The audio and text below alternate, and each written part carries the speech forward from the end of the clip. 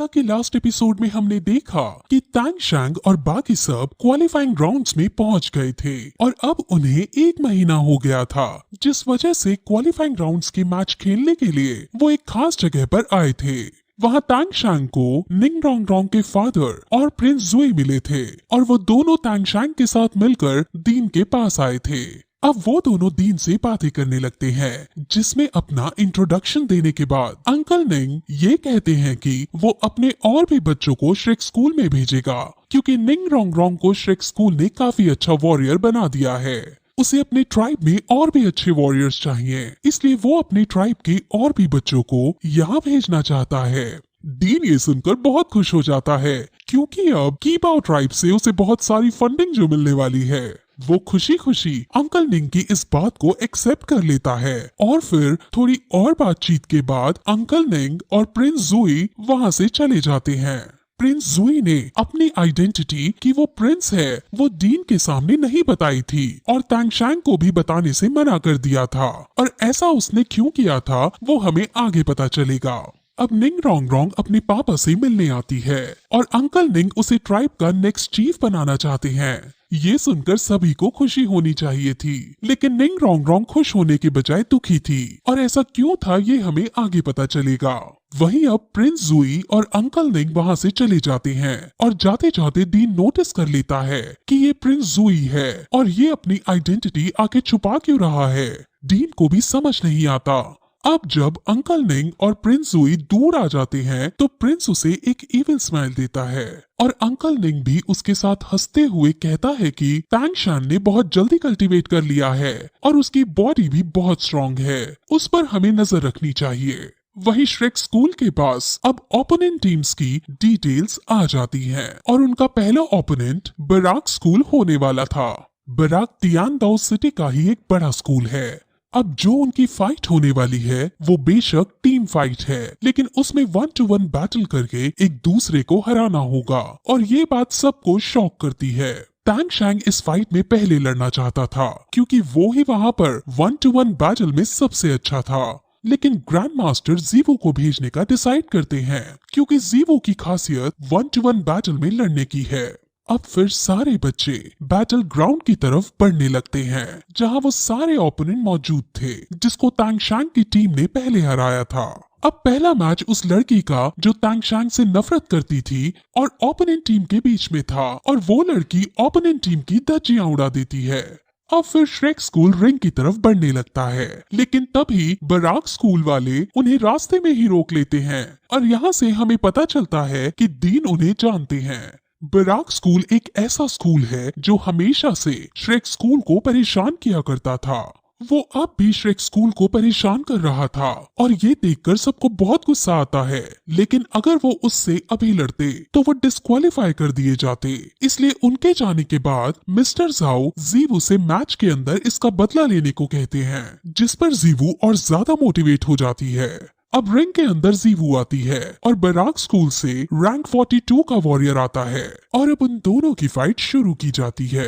जीवू अपनी charm abilities का use करके पहले उसे रिझाती है और जैसे ही ओपोनेंट टीम डिस्ट्रैक्ट होती है जीवू उस पर हमला कर देती है। उसका हमला करने का स्टाइल इतना यूनिक और इतना फास्ट था कि ओपोनेंट टीम पहली बात तो हमला कर ही नहीं पाती, और जो वो हाथ पैर फेंकने की कोशिश करते हैं जीवू उन सभी से बच जाती है। अब जीवू उसे कूट डालती है और जीवू जीत जाती है। इस बात से बराक स्कूल को गुस्सा आ जाता है और वो अकेली जीवू को हर तरफ से घेर लेते हैं। ये रूल्स के खिलाफ था और होस्ट उन्हें रोकने की भी कोशिश करता है, लेकिन वो अपनी ताकत होस्ट के सामने ही दिखा देते हैं, जिससे होस्ट डर जाता है। अब फिर वहाँ श्रेक स्कूल के बच्चे भी आ जाते हैं जो उन सभी के सामने खड़े हो जाते हैं और वो दोनों एक दूसरे को घूरने लगते हैं, लेकिन तभी वहाँ बिजली चमकती है और हम अरलोंग को देखते हैं जो गुस्से में वहाँ आई थी और वो बराक स्कूल की हड्डी पसली तोड़ने वाली थी। लेकिन तभी सैलिस जब ये देखता है कि तांग शैंग वाली साइड भारी पड़ने वाली है, तब उसे एथिक्स का ध्यान आ जाता है और वो मैच को नॉर्मल तरीके से कंटिन्यू करने को कहता है, जिस पर सब वापस चले जाते हैं और तांग शैंग जाते जाते जीवो से कान में कुछ कहकर जाता है। अब फिर जीवू के सामने सेकंड वॉरियर को लाया जाता है और जीवू उसे भी आसानी से हरा देती है। अब जीवू ऐसा करते करते 4 वॉरियर्स को हरा देती है और अब 5वां वॉरियर जीवू के सामने लाया जाता है और वो बहुत ज्यादा स्ट्रॉन्ग था। वो अपनी मार्शल सोल का यूज करके जीवू पर एनर्जी छोड़ता है और जीवू उसे डिफेंस नहीं करती। सब ये देखकर चौंक जाते हैं और उन्हें ये लगता है कि जीवू कमजोर पड़ रही है, लेकिन तभी जीवू के अंदर का लव सिक फ्लावर एक्टिवेट हो जाता है और वो फ्लावर जीवू को ताकत प्रदान करके ओपोनेंट की एनर्जी को रिफ्लेक्ट कर देता है, जिससे ओपोनेंट ही हार जाता है।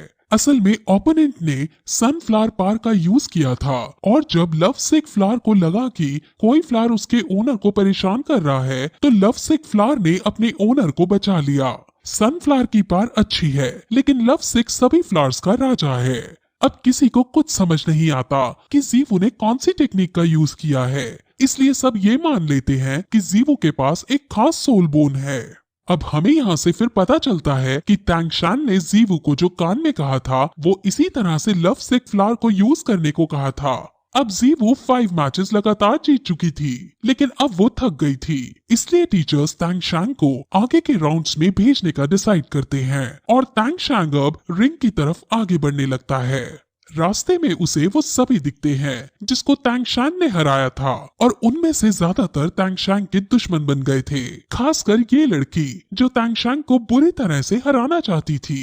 अब तांगशान रिंग के अंदर जाकर अपनी ब्लू सिल्वर प्लांट की मदद से ओपोनेंट को बांधता है।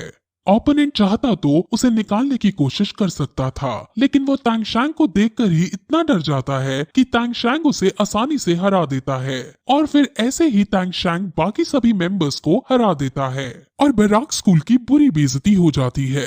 अब श्रेक स्कूल के सारे बच्चे ऑडियंस साइड में आकर बाकी टीम्स की फाइट को देखने लगते हैं, लेकिन तभी वहां अचानक वो लड़की आ जाती है और वो तांगशान को अकेले में चलने को कहती है, जिस पर तांगशान उसके साथ अकेले में जाकर मिलता है और वो तांगशान के पास आकर उसे धमकी देते हुए कहती है कि अब जो तुम्हारा और हमारा मैच होने वाला है उसमें हम दोनों ड्यूएल करेंगे, जिस पर तांगशान ये कह देता है कि अगर हमें ड्यूएल करने का मौका मिला तो मैं तुम्हें एक फेयर फाइट का मौका जरूर दूंगा।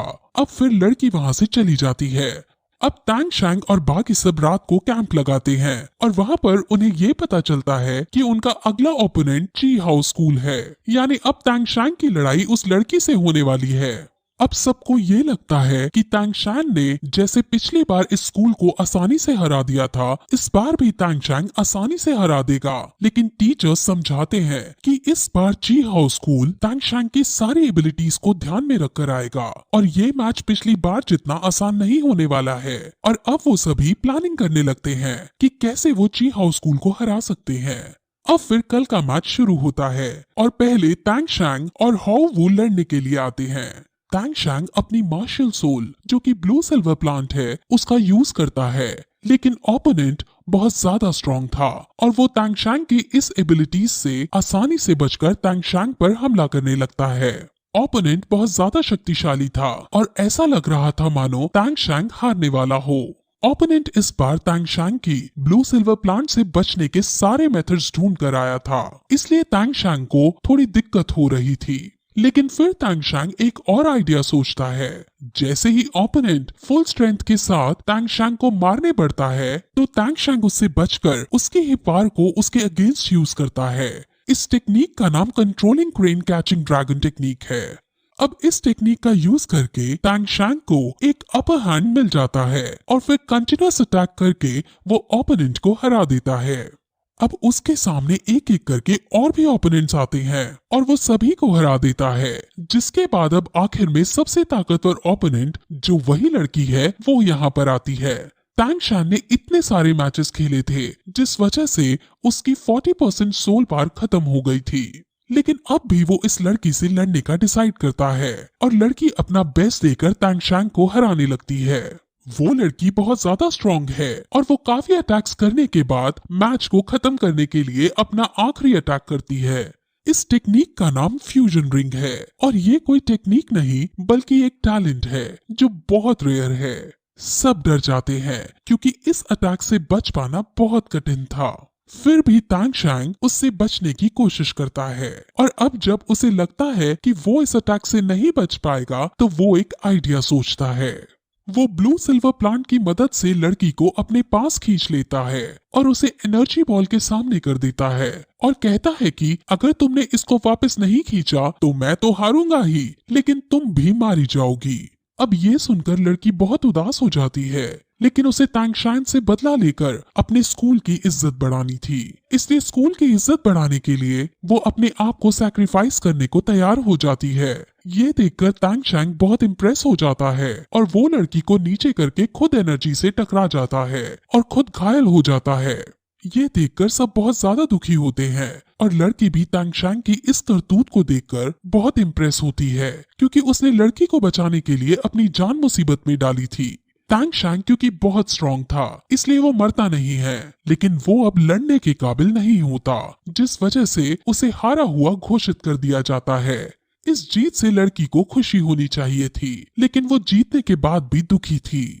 अब तांगशान को डॉक्टर के पास ले जाया जाता है और डॉक्टर ट्रीटमेंट के बाद जीवू से इसका ध्यान रखने को कहती है। अब तांगशान आगे के मैचेस नहीं खेल सकता था, जिस वजह से वो बहुत दुखी था। अब फिर जीवू तांगशान की केयर करने लगती है, लेकिन तभी उनके कैंप के बाहर इसी स्कूल के बच्चे आए होते हैं जो तांगशान को धन्यवाद बोलने आए थे। लेकिन श्रेक स्कूल का कोई भी बच्चा उसे अंदर घुसने नहीं देता, क्योंकि उन्हीं की वजह से तांगशान की ये हालत हुई थी। वो लड़की उनसे रिक्वेस्ट करती है कि वो तांगशान से मिलकर उसे सॉरी बोलेगी, लेकिन जीवू रूड होकर उसे वहां से जाने को कहती है, जिसके बाद लड़की उदास होकर वहां से चली जाती है और फिर यही एपिसोड खत्म हो जाता है।